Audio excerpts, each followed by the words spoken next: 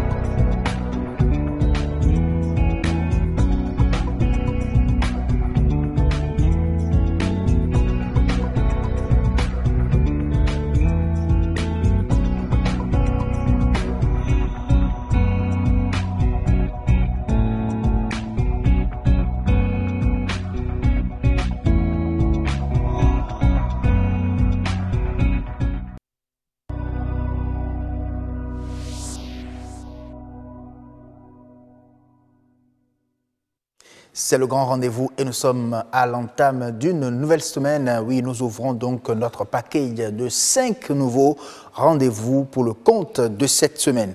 Former une génération de citoyens béninois. Les ONG s'y engagent et rivalisent d'ailleurs même d'imagination. Celles agissant pour la protection de l'environnement prennent des initiatives au niveau scolaire. Nous irons à la découverte de l'initiative Écolo Challenge qui a distingué les meilleurs élèves défenseurs de l'environnement. Comment éviter la mort précoce des entreprises? La partie 2, c'est pour ce lundi. Le coach consultant business nous donne les clés pour donc assurer une longue vie à vos entreprises, à vos affaires.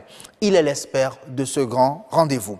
Découverte ou immersion du monde de la soudure plastique, ce sont eux qui nous réparent par exemple les plastiques ou carrosseries des motos Genanan, si vous voulez qu'on soit un peu plus précis. En tout cas, Autant Savoir reçoit tout à l'heure un rafistoleur de plastique qui nous dira comment est-ce qu'on devient spécialiste dans ce secteur de l'artisanat. Mesdames et messieurs, retrouvez tout à l'heure à 19h45 exactement l'information du développement. Ce sera avec Roch Aurélien Akwainou en place pour les titres. Bonsoir Roch. Bonsoir Assiom Gaba. On va se retrouver tout à l'heure à 19h45 pour les détails. Dites-nous c'est quoi le menu de ce 19h45. Tout à fait, Assiom. Nous sommes lundi et demain mardi, c'est la fête du mouton, la Tabaski donc. À quelques heures de la célébration de cette fête musulmane, nous sommes allés dans les marchés de bétail et constater l'ambiance. Mais nous ne nous sommes pas limités qu'à cela. Nous avons cherché à savoir pour nos téléspectateurs les critères de sélection des moutons à offrir en sacrifice ce jour. Nous irons aussi à Lada où vous pourrez circuler désormais à bord des véhicules Bénin Taxi. 10 véhicules y sont mis en circulation. Pourquoi le choix de cette ville?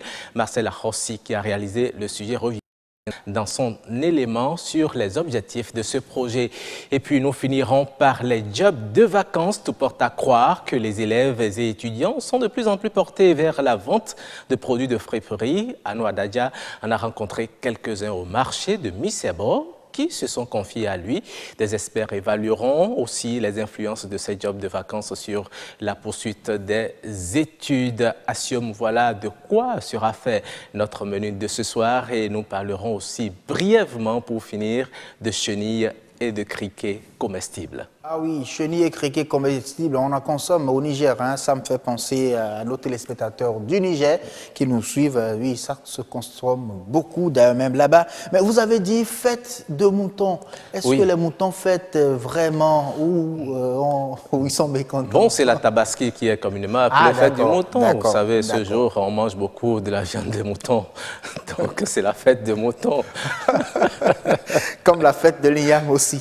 Pour ne pas dire la fête de la viande de mouton. Ça, c'est vrai. Allez, merci beaucoup à vous, Roch, à Koinou. À tout à l'heure, donc. Tout à l'heure à 19h45 pour les détails.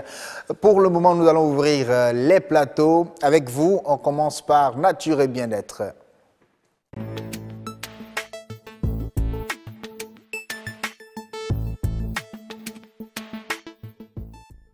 Oui, nous vous invitons ce soir à découvrir l'initiative Écolo Challenge. Il s'agit tout simplement de former, de former de nouveaux citoyens, des citoyens qui défendent vraiment l'environnement. Et ça commence par l'école. Et donc, enseigner, bien sûr, l'environnement à l'école. Je pense que c'est exactement cela. Mais vous aurez plus de détails dans un instant. Pour le moment, nous allons suivre ce reportage réalisé par Nature Tropicale, qui nous présente l'initiative tout simplement. Regardez. Ce prix va au lycée Koulibaly. Ils ont été les porte-flambeaux de leur école dans le cadre du jeu concours Écolo Challenge. Ces élèves que voici ont démarqué leur établissement scolaire par leur promptitude à poser des actes efficaces pour la préservation de leur environnement. Ils reçoivent donc des trophées et plusieurs autres lots à l'issue de cette compétition organisée par Nature Tropicale ONG. L'objectif qui soutient cette initiative est d'inculquer à la relève les comportements éco-citoyens dès leur bas âge. C'est des gens qui se sont engagés pour relever des défis environnementaux de notre temps. Et parmi ces gens, nous avons identifié des écoles qui, après avoir participé aux séances de sensibilisation divers à travers des ONG et autres, ont essayé d'entreprendre des actions dans leur milieu et que n'importe qui peut venir constater. Par exemple, après des visites, après des échanges avec des ONG sur différentes thématiques, ces écoles ont commencé par mieux améliorer leur cadre de vie, s'intéresser à la gestion des déchets plastiques, s'intéresser à la sauvegarde des espèces menacées proches de leur milieu immédiat. Cela nous a impressionnés, nous a intéressés et nous avons pensé que c'est des gens qui préparent un avenir meilleur pour nous tous et nous avons trouvé que c'est nécessaire de les primer. Ces apprenants, tous heureux de la distinction, n'entendent pas baisser les bras. Ils sont davantage prêts à lutter pour la préservation d'un environnement sain. Je suis heureux d'avoir remporté ce concours. Je profite de cette opportunité pour sensibiliser les autres sur la protection de l'environnement à travers la préservation des espèces marines et côtières. J'ai été vraiment émue. J'étais tellement contente d'avoir eu ce trophée. C'était vraiment bien. Nous allons continuer à protéger l'environnement à travers nos actions dans notre établissement. Même pas dans notre établissement seulement, dans notre vie aussi. On ne peut pas s'arrêter là. Il faut qu'on s'efforce à sensibiliser nos parents, nos amis, nos camarades de classe qui ne sont pas informés, quoi. Il faut ajouter que cette cérémonie de remise de prix, couplée avec le lancement officiel de la saison 2018 de l'écotourisme baleinier, a connu la distinction de certains hommes des médias aussi engagés pour la cause de l'environnement. Comme promis lors de cette remise de prix, les élèves des CEG Bioguera, le Littoral et du lycée technique Koulibaly, les trois gagnants de ce concours, ont eu droit le week-end suivant à une sortie en mer pour l'observation des baleines. C'est ça qui est là.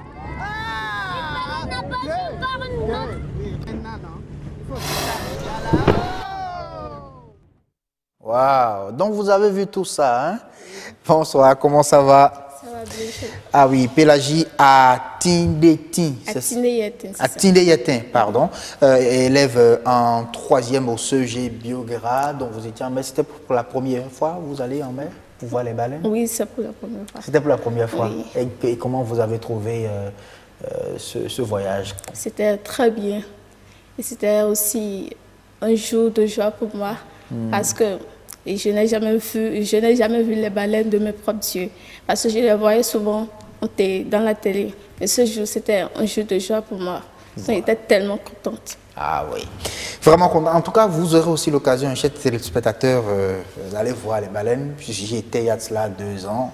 On a mis des dauphins. Vous avez vu des dauphins cette année? Non. Non. Uniquement les baleines? Oui. Ah oui.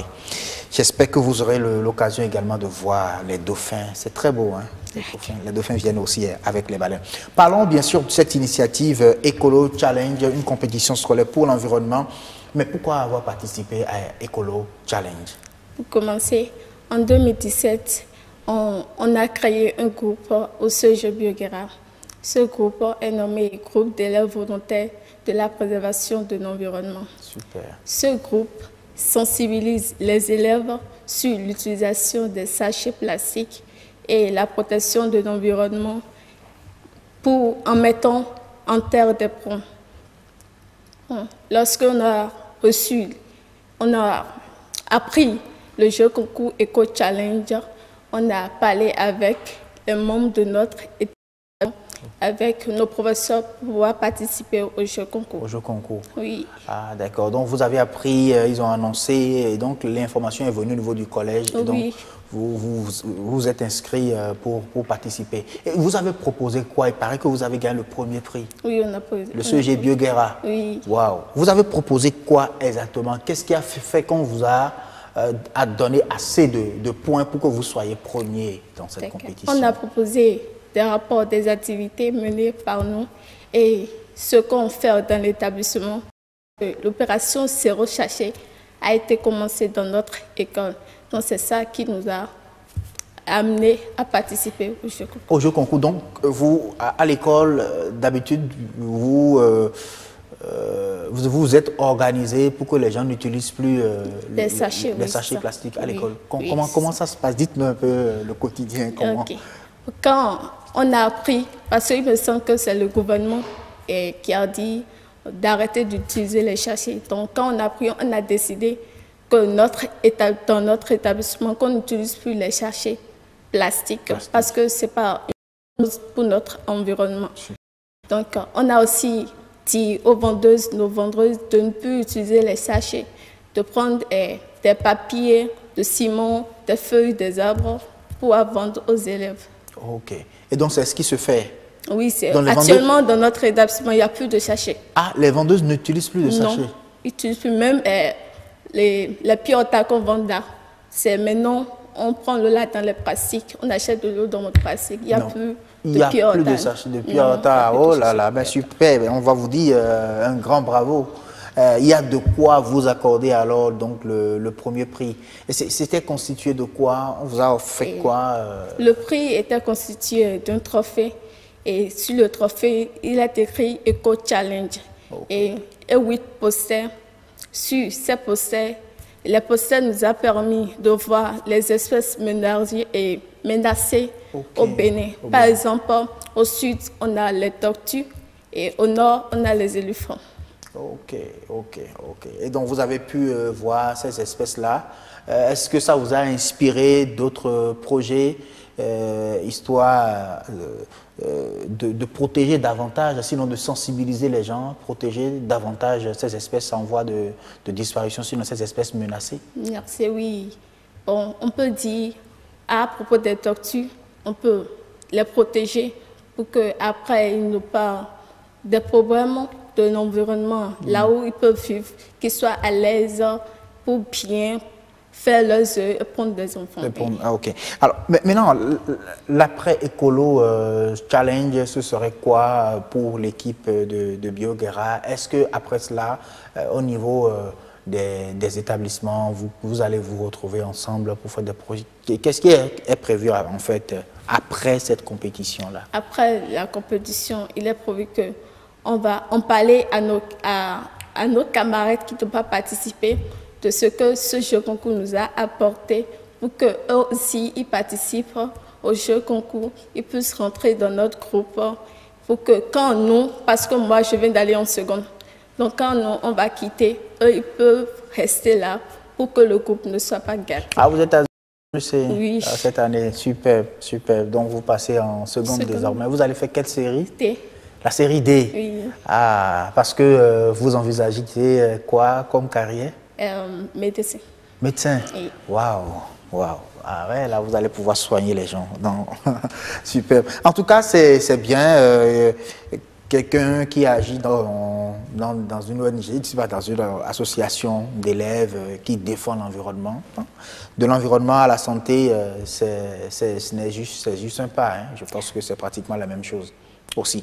Alors, donc, pour parler de éco est-ce qu'il y a eu des étapes ou bien c'est juste des projets que vous avez proposés, des rapports d'activités que vous avez présentés et puis c'est parti comme ça? Bon. Pour dire, quand on a participé au jeu concours, l'ONG Nature Tropicale a organisé un jour, c'était le jeudi 9 passé, ils ont organisé une cérémonie pour la remise des prix là. Donc c'est ces remises de prix qui nous ont permis d'être, bon, si je vais le dire, on était... c'était une grande surprise pour nous. Une grande surprise pour vous, oui, d'être premier. Donc, vous avez juste envoyé les rapports. Oui, on a envoyé les rapports, ils ont analysé. Et le jury a étudié les dossiers et tout. Et puis, on vous a appelé pour la cérémonie de remise de prix. Oui. Et puis, c'est là, on a annoncé que vous étiez donc la première. Oui. Alors, maintenant, toi, tu passes en seconde. Est-ce que votre association au niveau de l'école va toujours continuer à mener des activités pour protéger l'environnement ou bien c'est un autre groupe qui va prendre? Non, c'est toujours notre groupe qui va continuer. C'est pourquoi je disais que quand la rentrée va commencer l'année prochaine, on va essayer d'en parler à nos camarades pour qu'ils puissent entrer dans le groupe, pour que quand nous, on va quitter, eux, ils puissent prendre la place et continuer la mission. Donc, vous allez continuer ces activités-là, protectrices de l'environnement, jusqu'en terminale. Et quand vous serez à l'université, c'est que d'autres personnes seront là pour prendre la relève. Oui, oui. Vous préparez en même temps la relève. Merci. En tout cas, c'est très bien réfléchi. Vous bénéficiez du soutien des responsables de l'établissement du CEG Bioguerra, c'est ça? Oui, oui, on bénéficie de... On a aussi appuyé par l'ONG GPEP et aussi la nature tropicale. Dans la nature tropicale. Merci beaucoup à vous d'être venu. Vous avez quitté le nord pour le sud, juste pour cette émission? Non. Ah, vous êtes en vacances à Cotonou? Non, je ne suis pas en vacances, je suis à Porto-Novo. À Porto-Novo? Oui. Ah, d'accord. En tout cas, passez de très bonnes vacances et certainement qu'on va se retrouver pour continuer toujours à parler de vos initiatives au niveau du CEG Bioguerra. Vous avez des activités? Faites juste un appel, on viendra avec Nature Tropicale pour pouvoir donc vous soutenir, repercuter cela pour que la population puisse voir en réalité qu'il y a une nouvelle génération de jeunes qui pensent vraiment au développement de ce pays. Merci beaucoup à vous. Vous restez avec nous le temps qu'on reçoive le coach et consultant en business. Je sais, le coach Alex Balogun encadre beaucoup d'élèves dans les établissements et surtout en matière de leadership. C'est une référence que vous pouvez aussi solliciter. Pourquoi? Pour vous aider à mieux vous organiser dans votre association. C'est lui qu'on va recevoir. Avec lui, nous allons parler de la mort précoce des entreprises. Il paraît qu'on peut bien sûr l'éviter. C'est l'espère.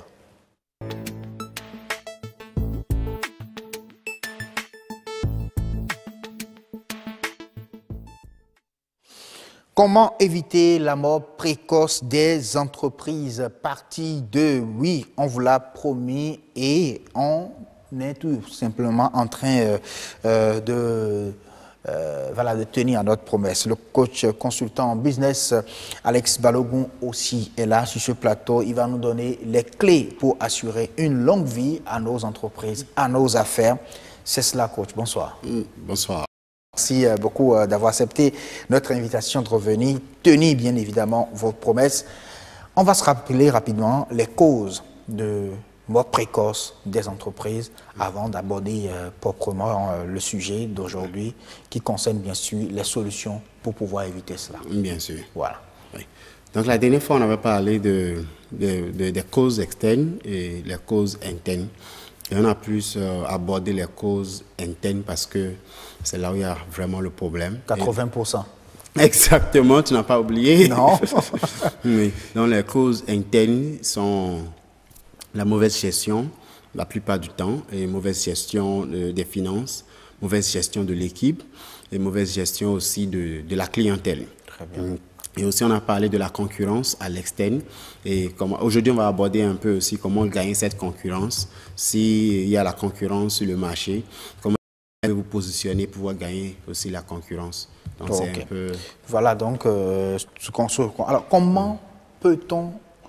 Dites-nous d'abord, est-ce qu'on peut l'éviter d'abord, la mort précoce d'une entreprise? Bien sûr qu'on peut éviter en respectant les principes, oui. Parce que une chose est de créer, une autre chose est de faire avancer. Donc, parce que j'ai envie de créer, ne veut pas dire que je peux faire avancer l'entreprise. Oui. Donc, il faut apprendre les principes de gestion d'une entreprise. Donc, on peut éviter la mort précoce si on respecte les principes. Quels sont ces principes? Comment l'éviter?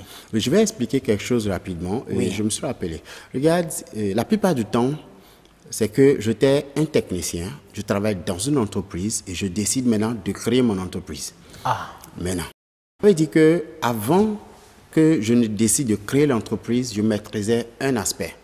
Et maintenant, je décide de créer mon entreprise et ce n'est plus un seul aspect. Je gérais les choses. Maintenant, je vais gérer les hommes. Avant, j'étais focalisé sur un seul aspect de l'entreprise où j'étais technicien, où je travaille. Disons, un enseignant. Un enseignant. Qui décide de créer une école. Ah. Donc, en tant qu'enseignant, tout ce que tu faisais, c'est enseigner en salle. C'est enseigner les enfants. Tu maîtrisais bien ta matière. Mais aujourd'hui, tu n'auras que les enfants. Tu auras les enseignants à gérer. Tu as les parents d'élèves à gérer. Tu auras les fournisseurs à gérer. Tu as l'argent à gérer. Tu auras l'État. Tu auras l'État à gérer. Donc, tu as toutes ces choses à gérer. Donc, est-ce que tu as assez appris? Et est-ce que tu as développé des aptitudes pour gérer ces choses? C'est pour ça qu'il y a la différence entre intrapreneur et entrepreneur. OK. Un intrapreneur, c'est quelqu'un qui travaille dans une entreprise, mais qui contribue à l'avancement de l'entreprise et qui maîtrise les différents aspects de l'entreprise. Maintenant, lorsque un intrapreneur décide de devenir entrepreneur, il va réussir parce qu'il maîtrise déjà. Donc maintenant, on va aborder rapidement les différents principes. Par exemple, avant que vous ne démarrez votre entreprise, vous devez établir la vision, la mission et les valeurs de l'entreprise. La vision, c'est là où va l'entreprise. D'ici 5 ans, d'ici 10 ans, où est-ce que l'entreprise va? Et votre équipe aussi doit connaître la vision de l'entreprise pour dire nous allons à tel endroit. Sinon, ah oui, donc il faut informer l'équipe de la vision, c'est-à-dire là où vous allez. Exactement. Pas seulement mais informer, vous devez les amener chaque fois, répéter la vision. Nous allons à tel endroit, d'ici 5 ans, nous serons à tel endroit. Sinon, le promoteur de l'entreprise va à Tokwa, les employés, eh bien quelqu'un parmi les employés, lui va par exemple à Lomé parce qu'il ne connaît pas la direction. Vous voyez, donc chacun prend sa décision dans l'entreprise parce que l'entrepreneur n'a pas défini la vision. Une autre chose, c'est la mission. La mission, c'est le pourquoi l'entreprise existe. Donc, l'entrepreneur doit se définir pourquoi nous existons. Est-ce que nous existons seulement juste pour vendre? Pour vendre. Alors qu'une entreprise ne doit pas exister pour vendre, sinon elle va échouer. Uniquement. Même si vous vendez, vous êtes en train de résoudre un problème dans un domaine précis. Ce que vous devez communiquer à votre équipe. Et lorsque vous définissez maintenant la mission, il y a aussi les valeurs. Quelles sont les valeurs qui nous aident à savoir comment se comporter dans l'entreprise? Okay. Ça, c'est très important. Sinon, chacun va se comporter tel qu'il veut ou va prendre des décisions telles qu'il veut dans l'entreprise. Donc, quelles sont les valeurs qui vous guident? Alors, si je comprends bien, à un moment donné, à chaque réunion ou à chaque fois qu'il faut se remettre en cause, il faut forcément se poser la question de savoir est-ce que nous sommes en train de régler le problème pour lequel l'entreprise a été créée. Et là, maintenant, tu as parlé par exemple de réunions. Beaucoup d'entreprises ne font pas de réunions avec les employés. Ils ne font pas de réunions. Donc, il doit y avoir des moments où on parle de la raison pour laquelle nous sommes là. Et même quand on fait des réunions, ne parlez pas seulement des activités. Parlez des idées. Proposez à chacun. Là, on peut parler aussi de la gestion de l'équipe. Donc, le leader doit avoir des aptitudes en leadership. Vous devez savoir gérer les hommes. Vous devez savoir gérer les gens. Vous ne devez pas seulement vous focaliser sur le travail. Parce que lorsque je me focalise sur toi, tu feras bien mon travail. Mais lorsque je me focalise seulement sur le travail et que je dis, tu as tes problèmes, c'est privé, ça ne me concerne pas. Non. Il y en a qui demandent à ce que vous laissez vos problèmes au portail avant de... J'attends ça souvent et j'ai l'habitude de dire aux entrepreneurs, ça, ce n'est pas possible. On dit à un employé, laisse tes problèmes, est-ce que c'est possible? Parce que son problème fait partie de lui en tant que personne. Et il ne peut pas laisser ça à la maison. Ça affecte ses émotions. Donc, vous devez, en tant qu'entrepreneur, créer l'atmosphère d'amour, de détermination, de convivialité qui permet aux gens de travailler avec amour et avec détermination dans l'entreprise. Donc, tout ça, c'est l'entrepreneur. Il doit prendre soin des besoins de ceux qui travaillent avec lui. Ça vient toujours des 80%. Des 80%, il doit les connaître. Donc, parce que les recherches ont prouvé que les employés vont traiter les clients tels que l'entrepreneur les traite. Ah oui? Oui, donc c'est le transfert au fait. Donc, la manière dont tu traites tes employés, tes collaborateurs, ton équipe, c'est de la même manière qu'ils vont traiter aussi les clients. Les clients. Oui, donc il faut prendre... Il y a une différence aussi entre les employés et l'équipe. Ce n'est pas parce que vous payez leur salaire qui sont votre équipe. Non. Une équipe, c'est comme l'équipe de football. C'est qu'on va vers la même destination, on se connaît, et on sait, là, on s'entraide. C'est qu'on prend soin de l'un et l'autre. Ça, c'est une équipe. Voilà. Mais lorsque vous êtes juste des employés, c'est que les employés travaillent pour vous, mais l'équipe travaille avec vous. Avec vous. Donc, lorsque vous prenez ces employés comme équipe, c'est qu'ils travaillent avec vous. Et une autre chose, c'est que l'entreprise est une entité. Ça veut dire quoi? Ne mélangez pas les choses. Votre entreprise est une entité. C'est une organisation séparée de vous. Donc, l'employeur ou l'entrepreneur doit avoir son salaire séparé. Il ne faut pas mélanger l'argent. Et qu'est-ce qui se passe souvent? Quand l'argent entre, il met dans la poche, il met dans la poche, il met dans la poche, il dépense. À la fin du mois, comment je vais payer les salaires maintenant? Comment je vais payer les... Vous êtes là seulement, vous ne savez pas ce que ça veut dire. Donnez-moi encore 5 jours, je vais payer le salaire. Et les autres ont vu que l'argent est venu. Donc, qu'est-ce que vous avez fait avec notre argent? Donc, c'est l'argent de l'entreprise, pas votre argent. Donc, il faut faire la part des choses. La raison pour laquelle, à la fin du mois, vous avez des problèmes à payer les salaires, à payer les fournisseurs, c'est parce que vous mélangez tout. Le personnel est frustré. Est frustré. Et quand le personnel s'en va ou c'est la chute déjà de l'entreprise. Travaille mal, c'est que l'entreprise n'est pas... Oui, le personnel ne donne plus son meilleur. Donc là, ça affecte la rentabilité de l'entreprise. Et on parle de la mort précoce. Mais vous savez, au début, c'est difficile de réunir déjà ce qu'il faut pour pouvoir payer déjà les salaires. Oui. Est-ce que ce n'est pas quelque chose qu'il faut prévoir déjà, pour savoir en réalité, bon, telle activité, il va falloir mettre au moins 2 ans, 3 ans ou un peu moins pour pouvoir commencer par gagner, pas faire des bénéfices. Oui, c'est vrai, mais je ne pense pas que c'est fait le problème. Parce que même si c'est 10 000 que vous gagnez, dans les 10 000, où est le capital? Où est-ce qui vous appartient? Où est-ce qui appartient à l'équipe? Donc, arrivez déjà à diviser les revenus. C'est pour ça qu'il faut avoir les pourcentages de dépenses chaque mois. Ça veut dire que, par exemple, un autre principe, c'est que chaque entreprise doit pouvoir épargner 10% chaque mois. Peu importe les dépenses. épargnez 10% chaque mois. Ça va vous aider dans l'avenir. Donc, déjà au début, 10% d'épargne, 50% pour le salaire, c'est juste un exemple, et 10% pour le loyer, 5% pour telle chose. Est-ce que vous faites tout ça? Donc, lorsque l'entreprise ne respecte pas ces principes, elle va forcément mourir. Forcément mourir. Donc, la gestion financière, parce qu'il y a, même en tant qu'entrepreneur, pour demander ou prendre l'argent de l'entreprise, il faut passer par la procédure. Dans votre salaire, fixez déjà toutes vos dépenses dedans.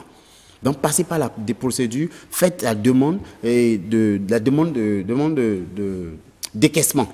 Avant qu'on ne vous donne l'argent. Expliquez. Oui, alors, parlant maintenant des causes externes, est-ce que l'État peut faire quelque chose à l'endroit de ces entreprises-là pour éviter que les entreprises, ceux qui produisent vraiment de la richesse, meurent de façon précoce? Bien sûr. Et l'État peut aider en créant des mécanismes qui vont aider les entrepreneurs à créer facilement les entreprises et aussi revoir la politique des taxes.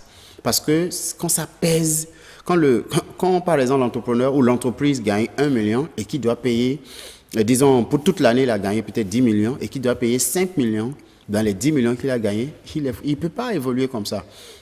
Donc l'État peut créer des conditions favorables pour l'entreprise. Vous voyez? Donc, ces genres de choses. Maintenant, en ce qui concerne aussi notre cause externe, c'est la concurrence. La concurrence sur le marché. Il faut connaître vos forces et vos faiblesses en tant qu'entreprise. On appelle ça le SWOT. Maintenant, la même chose avec la concurrence. Ceux qui sont vos concurrents, il faut les identifier. Il faut connaître leurs forces et leurs faiblesses. J'ai appris quelque chose. Tu ne peux pas être plus élancé que moi et être plus court que moi au même moment. Tu ne peux pas être plus élancé que moi et plus court que moi au même moment. Ce n'est pas possible. Donc, même si je suis court, j'ai une vitesse, par exemple. Si je suis court, j'ai la vitesse et j'ai les choses encore que toi, tu ne vois pas. Donc, il faut connaître la force et les faiblesses de la concurrence, des concurrents. Et essayer, si possible, ce qui est leur faiblesse, à voir ça comme une force. Ça va vous aider à gagner la concurrence. Une autre chose aussi, c'est ce qu'on appelle le USP, Unique Selling Proposition. Qu'est-ce qui distingue votre entreprise des autres entreprises? Pourquoi, en tant que client, je dois laisser mon ancien fournisseur et venir vers vous? Vous devez bien définir ce genre de choses. Si vous êtes une école, par exemple, et vous êtes un restaurant, et vous voulez que je quitte l'ancien restaurant où je vais manger pour venir vers vous, il faut me prouver ça. Il ne faut pas juste me dire que non, c'est parce qu'on vend bien. Ils vendent bien aussi de l'autre côté. Quelle est la différence ici? Par exemple, McDonald's dit, lorsque vous commandez hamburger à McDonald's, vous avez 189 secondes pour avoir ça sur votre table. Si c'est bien calculé, 189 secondes pour avoir ça sur votre table. Ça, c'est la vitesse. Wow. C'est une unicité de McDonald's. Ce qui fait que quand je vais manger, je dis, oh, j'ai faim. Où est-ce que je peux manger? Je n'ai pas le temps. Je n'ai pas le temps. Ah, McDonald's, ils sont rapides. Je vais là-bas. Ouais, donc, McDonald's gagne la concurrence dans ce domaine. Dans ce domaine. Identifiez votre clientèle. Tout le monde n'est pas votre client. Donc, identifiez qui sont ceux qui ont plus besoin de ce que je vends et comment est-ce que je peux façonner, préparer ce que je veux vendre et pour les identifier et les cibler. OK. Donc, ces genres de principes vont aider les entreprises. Les entreprises. Merci beaucoup à vous, coach Alex Balogun, pour toutes ces explications. Si vous voulez bien, je vais promettre peut-être aux téléspectateurs, parce qu'il y en a qui ont déjà des entreprises mortes dans leurs mains. Ils cherchent des solutions pour pouvoir les ressusciter. Est-ce que c'est possible de les ressusciter? Bien sûr. Si c'est possible, vous nous promettez de revenir très prochainement, histoire de nous apprendre comment faire ressusciter des entreprises qui sont déjà mortes. Oui, j'ai déjà aidé plusieurs et on peut aussi aborder ce point. Nous allons nous présenter des cas pratiques, tout simplement. Merci beaucoup à vous, coach Alex Balogun, pour toutes ces explications. Le grand rendez-vous va continuer. Vous savez, on est tout proche de l'heure du journal, mais avant, nous allons d'abord recevoir notre artisan. Il s'agit bien sûr d'un rafistoleur de plastique. C'est Autant Savoir.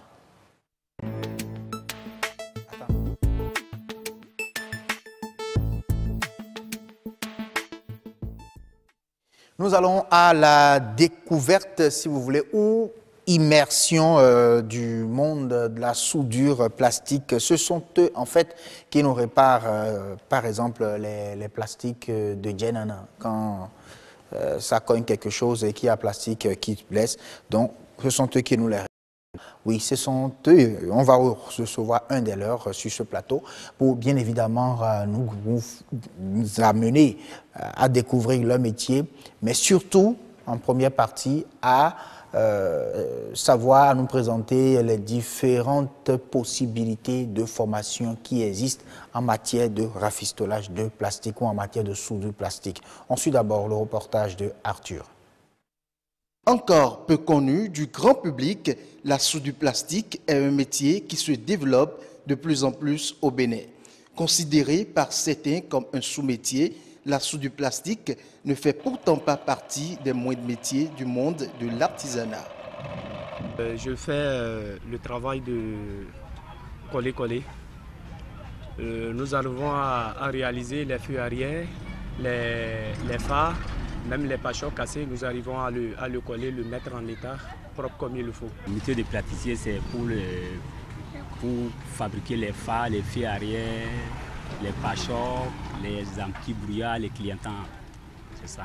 Métier autrefois exercé uniquement par les immigrés ghanéens qui résidaient au Bénin, la soudure plastique est une activité menée aujourd'hui par un plus grand nombre de Béninois. Tout comme les autres ouvriers, le soudeur plastique travaille en permanence du lundi au samedi. Ainsi, plusieurs individus font recours à leur service pour d'éventuels travaux de réparation de plastique cassé, des feux arrière et des phares de véhicules. Je viens pour réparer mon plastique. Par exemple, tout à l'heure, je suis venu réparer mon phare. Je suis venu faire quelque chose derrière mon pachot, là, c'est cassé avant, je suis venu coller ça. Bon, tout ça, ils m'ont pris 300 francs. La manière dont il fait le truc là, il fait ça là, c'est bon quand même. Je viens de repartir une partie de ma voiture qu'un Zemija a cassé. Je suis satisfait, je lui ai même demandé de voir l'ensemble de la voiture pour voir la partie que je peux encore réparer dans l'avenir. Avec peu d'argent, je peux faire ce que je veux faire. Alors que si j'envoyais ça à un gars d'un blanc, ça me coûterait beaucoup plus cher. La soudure plastique, quoique modeste et peu considérée par beaucoup de gens, est une activité qui nourrit bien son homme. Comme c'est ça que j'ai appris, donc je n'ai pas le choix. Donc avec ça, c'est ça qui nourrit mes familles. Donc je suis fier de mon travail. Ça va mieux, ça va mieux. Bon, c'est bon, ça marche. Grâce à ce métier, j'ai pu réaliser plusieurs choses. Ça nourrit son homme.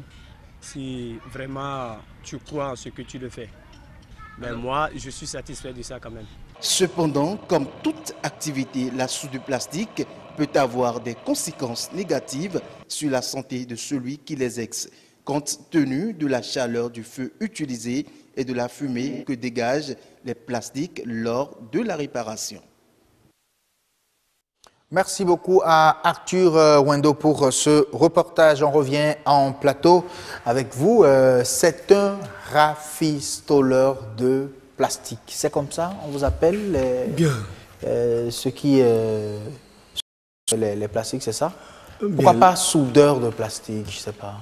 D'autres appellent ça soudeur de plastique. Mais moi, le thème que moi j'ai choisi, c'est la plasturgie. La technicien en plasturgie. Technicien en plasturgie. Oui. Ah oui. C'est une autre forme d'appellation. Et il y a aussi rafistolage dans technicien en plasturgie. En plasturgie. Ce thème-là trouve sa place dedans. Dedans. Oui. Ok.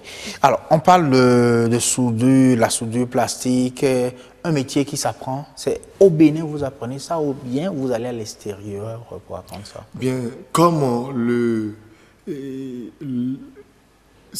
journal qui vient de passer, oui, le reportage vient de le dire. Oui. Et vous n'êtes pas sans savoir, il y a un bon moment où il y a eu des soulèvements au Ghana. Ces Ghanéens sont arrivés ici au Bénin. Okay. Et vu la manière dont ils ont réparé les plastiques d'usage domestique de nos mamans, tout ça là, on est tenté aussi à faire comme eux. C'est ce qui nous a amené à rentrer dans ce métier. Dans ce métier. Et vous avez appris ça auprès de qui, vous? Parlez-nous un peu comment vous avez appris. Moi, je n'ai pas eu de maître. Je peux dire que c'est quelque chose inné en moi. Donc, ces gens, une fois arrivés ici, ils ont réveillé le don qui était en moi et ça a pris corps. Vous n'avez même pas eu le temps de travailler avec ces Ghanéens? Jamais. J'étais élève. J'ai fréquenté jusqu'en classe de terminale. Donc, durant tout mon cursus, j'étais dans ce métier. Ah oui, hein? Oui, juste en terminale. Quand vous étiez à l'école? Oui, oui. Je travaillais pour mes professeurs, pour les bonnes dames, pour les sociétés et j'étudiais aussi. En même temps? Oui. Donc, c'est les Ghanéens, vous les avez vus faire tout simplement? Je les ai vus faire tout simplement. Et ça a pris corps. Et ça a réveillé le génie qui était en moi. Le génie qui était en vous. Et vous apprenez ça à d'autres personnes? J'ai des apprentis, j'ai déjà libéré pas mal. Pas mal. Ils passent même des examens du CQM pour avoir leur diplôme. Ah oui, ça c'est bien parce que ça m'amène plutôt à vous demander si l'État reconnaît ce métier de soudure plastique au Bénin. Pour le moment, je ne saurais le dire. Parce que lors d'un atelier à Boycon, j'ai mis sur la table ce métier, mais ils m'ont dit pour le moment, le gouvernement béninois n'a pas encore pris corps de ce métier. Mais comment ils arrivent alors à avoir le CQM? Bien, moi, en tant que patron, je me suis affilié à l'une des associations sur place, qui est ADPSP-PNE, et vu les métiers qui regroupent ce genre de branche de métier, je me suis vu dedans et j'ai intégré cette association et avec l'association, nous sommes arrivés à positionner nos enfants au niveau du CQM. Au niveau du CQM, on verra tout à l'heure, c'est pas le groupe de métiers dans lequel vous vous retrouvez, le corps de métier dans lequel vous vous retrouvez dans un instant, puisque Roch Aurélien Akouenou est déjà en place. Oui, de l'autre côté de la rédaction de BBV24, on va le retrouver. Il est l'heure du journal sur le grand rendez-vous, 19h45. Roch, c'est à vous.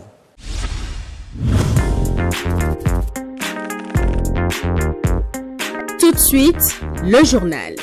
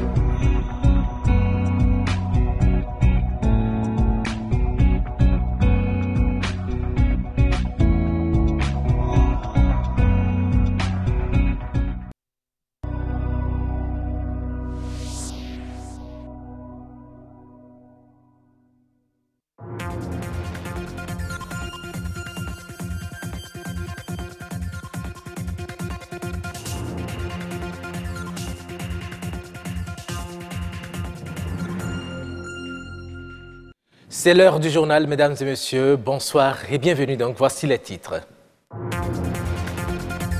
La Tabaski, c'est demain. Les fidèles musulmans se préparent pour la célébrer. Mais les moutons à offrir en sacrifice sont-ils à la portée de toutes les bourses? À quels critères doivent répondre les bêtes à immoler ce jour? Plus de précision. Bénin Taxi est désormais à Alada. 10 véhicules desserviront les artères de ce chef-lieu du département de l'Atlantique. Mais pourquoi le choix de cette ville? Vous en aurez la réponse. Et puis, la vente des produits de friperie serait-elle devenue le job de vacances privilégié des jeunes élèves et étudiants qui s'y adonnent à cœur joie? Mais au-delà des économies qu'ils peuvent se faire, quelles peuvent en être les influences sur leur cursus scolaire? Vous suivrez des avis d'experts. À nouveau, bonsoir mesdames et messieurs. Un véritable président. C'est demain la fête de la Tabaski, communément appelée fête du mouton, et les fidèles musulmans se préparent activement à la célébrer déjà dans les marchés de bétail. Ils sont nombreux à y faire un tour. À Vaudier, où nous y avons aussi fait un tour, nous nous sommes imprégnés des prix des moutons en vente, mais aussi des critères de sélection des bêtes à immoler pour sacrifier à la tradition. Les précisions, c'est à travers ces images de Boris Aïna et Patrick Adiabodjou.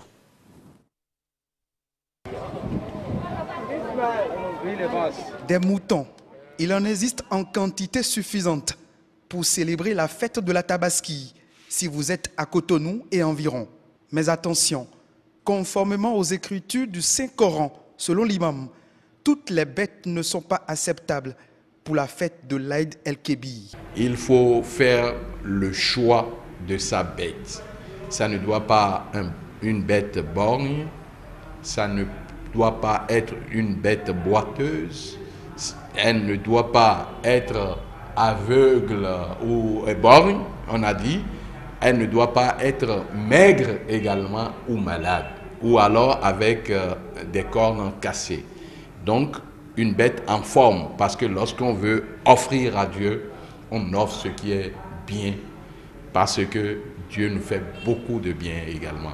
Au marché à bétail du quartier Vaudier, les vendeurs font de bonnes affaires. J'ai vendu beaucoup, Un seul mouton, il y a combien? Bon, un seul mouton, il y a un mouton pour 40 000. Il y a un mouton pour 50 000, il y a pour 35 000 aussi. Il n'y a pas mouton pour 20 000, 15 000? Il n'y a pas mouton 15 000, il n'y a pas mouton 20 000. Les enclos sont garnis de moutons. Pourtant, l'équation des prix d'achat est difficile à résoudre. Tu es venu au marché pour payer combien de moutons? 2 moutons. Et qu'est-ce qu'ils t'ont dit? Ils m'ont dit de payer 100 000. Pour quel mouton? Ça, les deux là. Ça. De payer combien? 100 000, les deux là, 200 000. Et qu'est-ce que tu as dit? Il y a des débat de 70, ils ont refusé.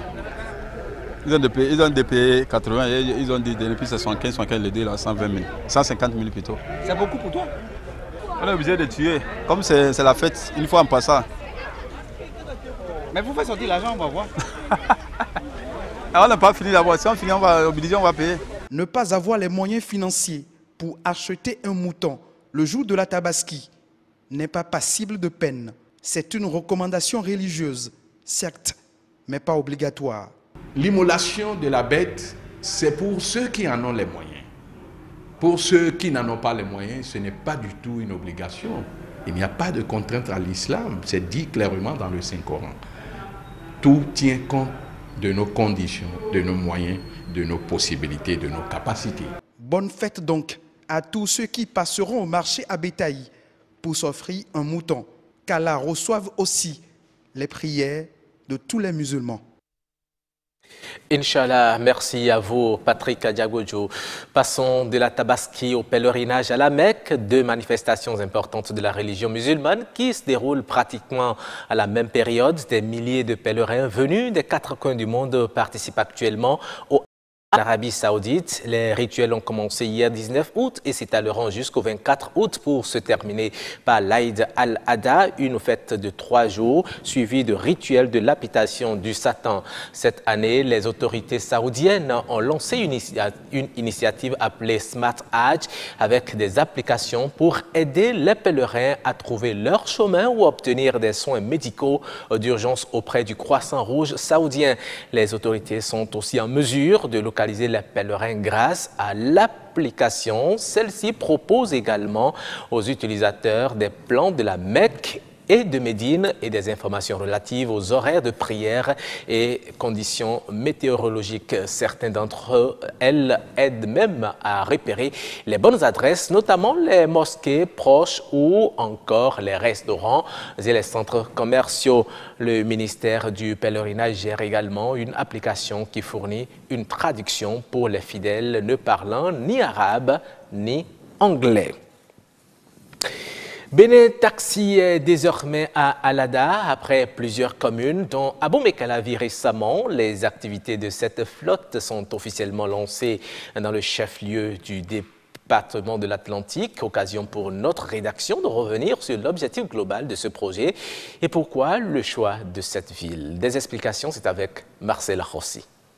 Grande ma joie aujourd'hui d'avoir trouvé un bon boulot, un boulot un peu de classe qui pourra faire avancer ma vie et celle de ma famille. Casimir est content de son nouvel emploi. Nous sommes à Alada où les populations sont à leur tour bénéficiaires du projet Bénin Taxi. Le choix de cette ville n'est pas un fait du hasard. C'est un calcul bien précis. Tout le monde dit Alada est petit, pourquoi vous envoyez Bénin Taxi à Alada? Alada aujourd'hui, c'est le port sec. Qui dit port sec dit une base économique. Alada, c'est une zone de haute production agricole. Donc des hommes d'affaires qui viennent faire leurs achats et tout viennent à Alada. Ensuite, Alada, c'est quand même un carrefour qui ouvre sur Tori, sur Tofo, tout ça. Nous voulons que ceux qui doivent aller dans ces milieux-là, pour des conférences ou pour des réunions, ne nous disent pas « j'ai pas de voiture » ou bien « c'est pas confortable ». On a de quoi régler ça désormais. L'arrivée de cette flotte va combler le besoin de mobilité dans cette cité. Ce projet, qui donne la chance aux jeunes artisans de se lancer dans leur propre entreprise, est nourri de grandes ambitions. Une idée qu'il faut reconnaître, très astucieuse, de fournir aux Béninois un moyen de transport urbain, confortable, moins cher, et également à ceux qui visitent notre pays, de pouvoir emprunter les moyens de transport qui soient vraiment à l'image que nous voulons projeter de notre pays. Bénin Taxi est incontestablement rentable pour le Bénin économiquement, socialement, pourquoi pas culturellement. Une dizaine de véhicules de cette flotte circulent désormais sur les grandes artères de cette ville. Au dire des autorités, Ouida est la prochaine et dernière destination. Le Sénégal peut-il rattraper la Côte d'Ivoire au plan économique et sur le plan développement? Les pays se disputent le titre de première puissance francophone d'Afrique de l'Ouest.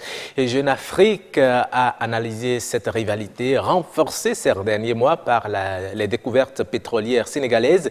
Selon les estimations, le trésor public sénégalais engrangerait 128 milliards d'euros en 30 ans du fait des projets extractifs en cours de développement. Les économistes du FMI prévoient désormais une croissance annuelle moyenne de 7% au Sénégal sur la période 2016-2020 contre 4% entre 2010 et 2015, des performances inégalées depuis les années 1980 à Dakar.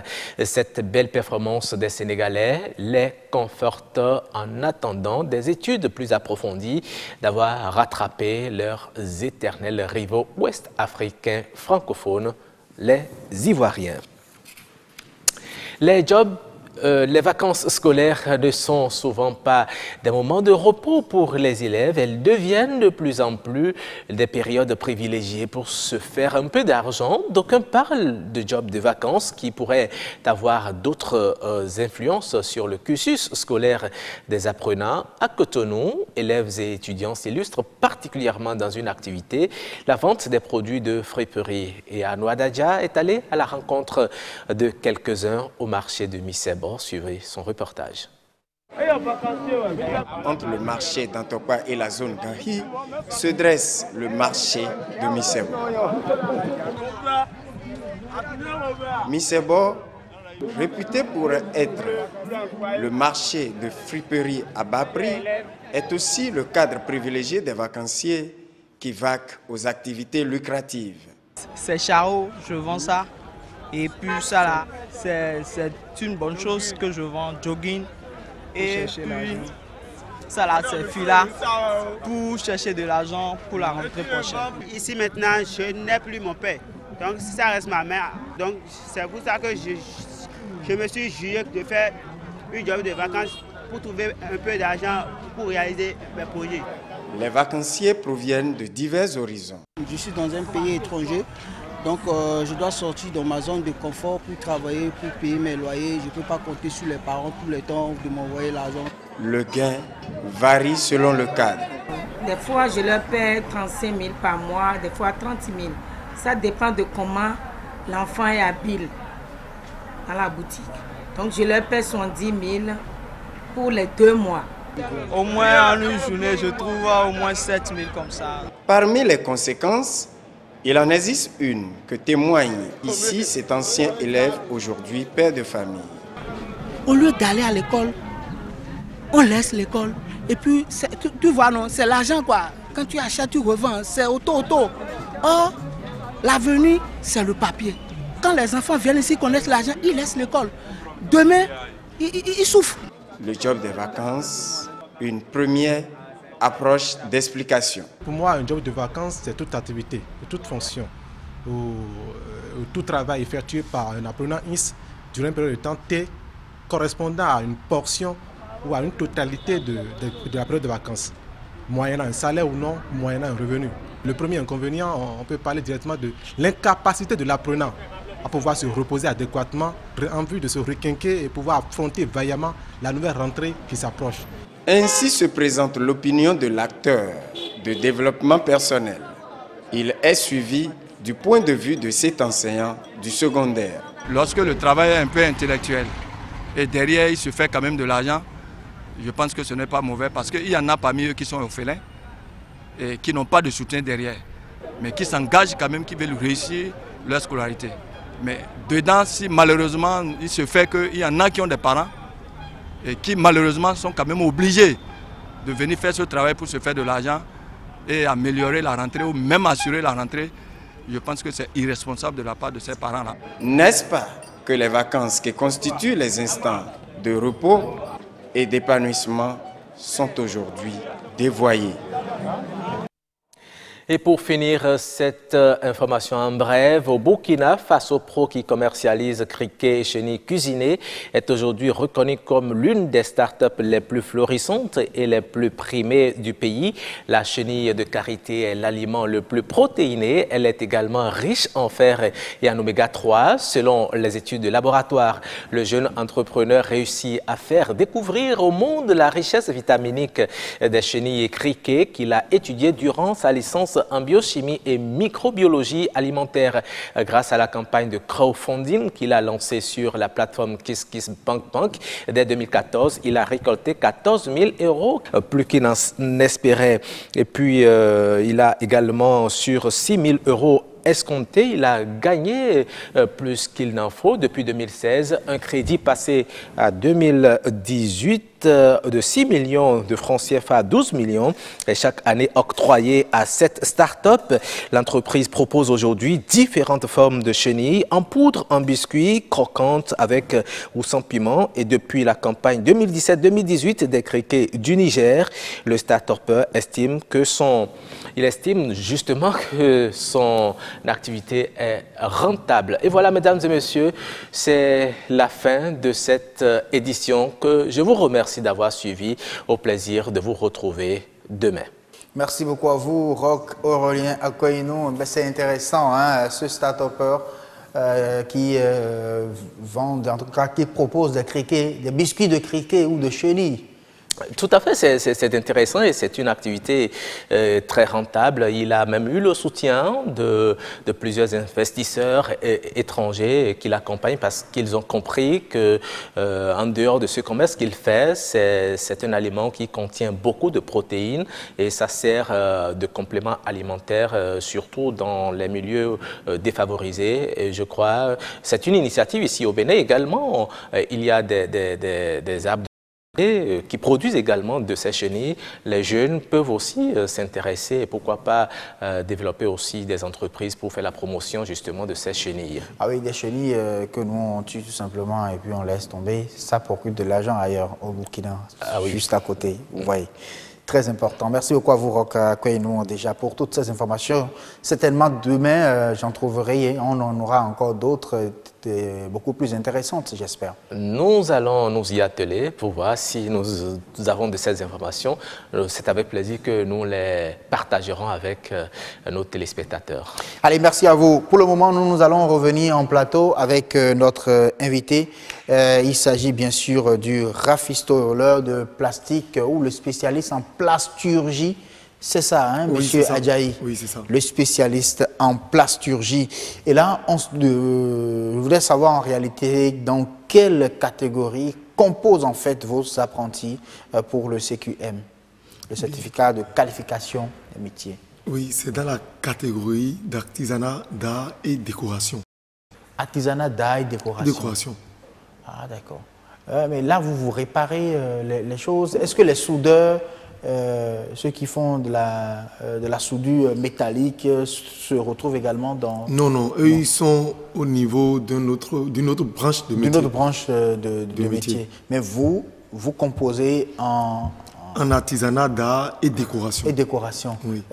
Qu'est-ce qui amène les gens à vous accepter? C'est sur quelle base en fait? Comment c'est une activité qui entre dans cette catégorie-là? Expliquez-nous un peu, donnez-nous les arguments. Oui. Vous avez dans notre métier là, nous sommes à même de fabriquer des objets d'ornement. Ok. Et dans ce carnaval, nous nous trouvons en plein dans l'art. Et quand nous nous trouvons dans l'art, nous pouvons maintenant composer en leur sein maintenant. Et c'est facile pour vous de vous retrouver dans les épreuves? Bien, nous proposons des épreuves convenablement à ce que nous faisons dans l'atelier. Dans l'atelier. Oui. Et en matière de pratique, vous fabriquez quoi? Vous fabriquez des choses ou carrément vous réparez? Nous réparons, nous fabriquons aussi. Vous fabriquez aussi? Je dis des objets d'art.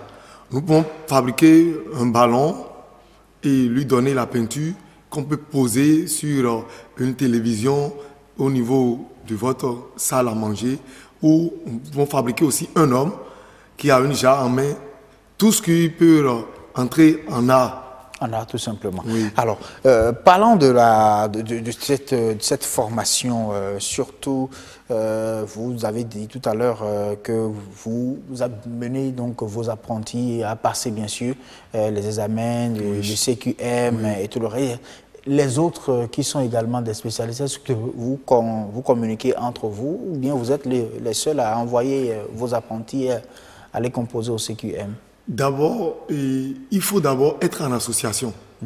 Si vous n'êtes pas en association, il vous serait un peu compliqué d'envoyer des gens au CQM. Vous connaissez d'autres soudeurs en plastique également qui envoient leurs enfants au CQM? Bien, actuellement, je ne connais pas, mais je suis maintenant à pied de les regrouper en association. Et ils sont d'accord. Ils sont d'accord. Donc, comme quoi, vous ne vous connaissez vraiment pas. Je me demande les autres, par exemple, ce qu'on a vu dans le reportage et tout, où est-ce qu'eux, ils se sont fait former? On se pose la question de savoir comment les gens arrivent à apprendre cela. Vous, c'est un cas particulier. Oui, c'est un cas particulier. Mais les autres, est-ce que vous savez en réalité où est-ce qu'ils vont se faire former?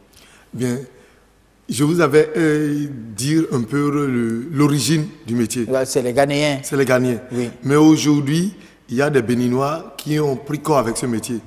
Et vous savez, quand vous êtes déjà un maître artisan, ça veut dire que vous avez la capacité de former des apprentis. Et maintenant, quand les gens viennent, nous les acceptons. Et la manière dont nous faisons, les gens apprécient le boulot, nous leur donnons la main aussi. Et c'est ça là qui fait que nous avons des apprentis aujourd'hui et ils sont formés. Et tout ce que nous demandons aujourd'hui, c'est que le gouvernement puisse jeter un regard sur ce métier-là pour envoyer des formations, des matières de compétences pour que dans ce métier, le Bénin aussi puisse sortir.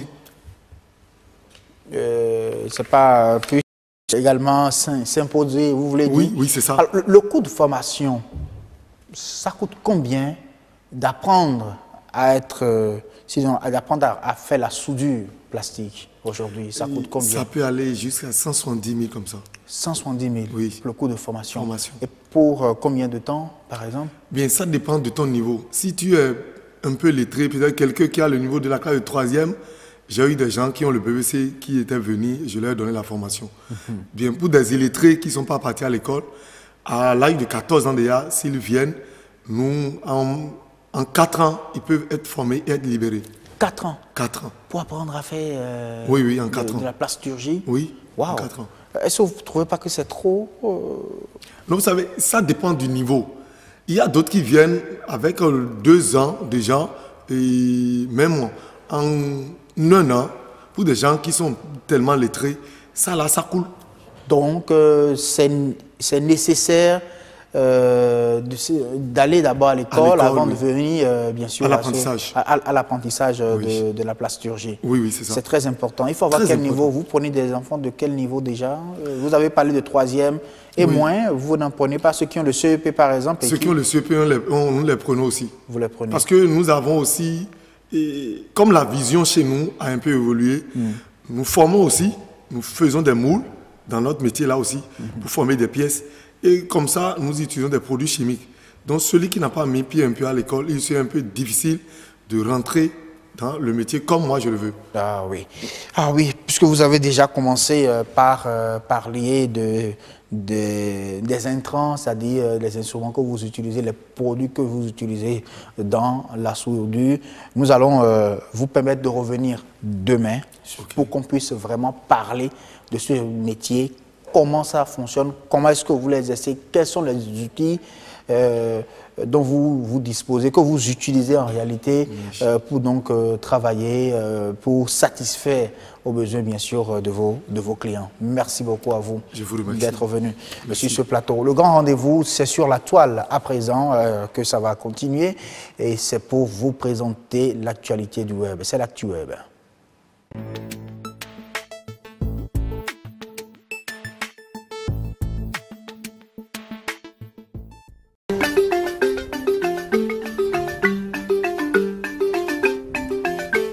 Ce soir, la toile nous apprend que les candidats à la dernière édition du brevet de technicien supérieur BTS en République du Bénin seront bientôt fixés sur le sort.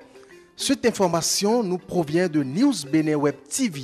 Et oui, les travaux de délibération ont effectivement commencé ce lundi 20 août. Ils étaient 3577 à avoir composé dans 23 filières de formation professionnelle. Combien d'entre eux devront reprendre cet examen l'année prochaine? La réponse sera connue de tous de sitôt. Selon la ministre de l'Enseignement supérieur, Marie-Odile Atanasso, cette édition laissera place à la mise en application totale du système licence, master, doctorat en vigueur dans le pays depuis plus d'une décennie. Autre actualité, la Grèce, après 10 années de crise, sort ce lundi 20 août des plans d'aide économique. Elle aurait reçu de ses partenaires européens 289 milliards d'euros. On a une réelle reprise. On estime que pour cette année, la croissance sera autour de 2%. Le premier trimestre est très positif.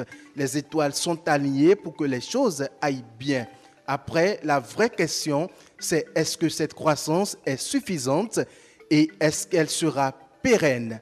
Constate Sophia Tosi, économiste Europe du Sud à la compagnie française d'assurance pour le commerce extérieur.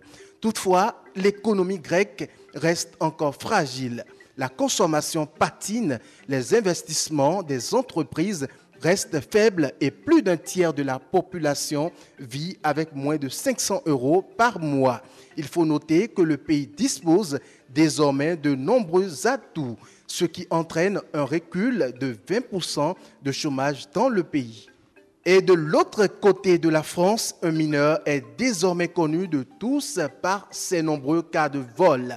Âgé de 16 ans et de nationalité marocaine, le jeune a été arrêté 3 fois de suite en l'espace d'une journée. Premièrement, il a essayé d'arracher le collier d'une commerçante alors qu'elle disposait des journaux sur les présentoirs de sa boutique. Après quelques heures, il tente de forcer la serrure d'un bar. Cette fois-ci, la patrouille arrive à temps pour lui passer les menottes. Après avoir reconnu les faits, il a été placé en garde à vue juste pendant quelques heures. Une punition qui n'a visiblement servi à rien parce qu'il a commis un autre délire dans la même soirée avec un autre voleur. Ils seront présentés au procureur qui décidera de leur sort. L'humilité précède la gloire, dit-on.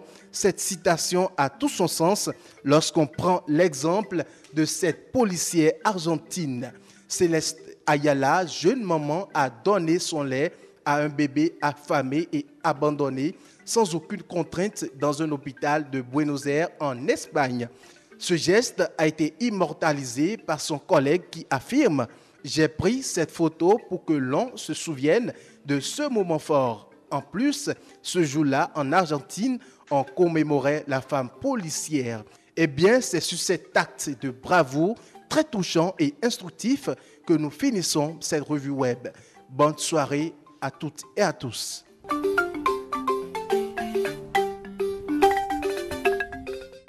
Allez, ce sera tout pour l'actu web. Aujourd'hui, le grand rendez-vous aussi tend vers sa fin. Messieurs et dames, suivez d'abord la météo.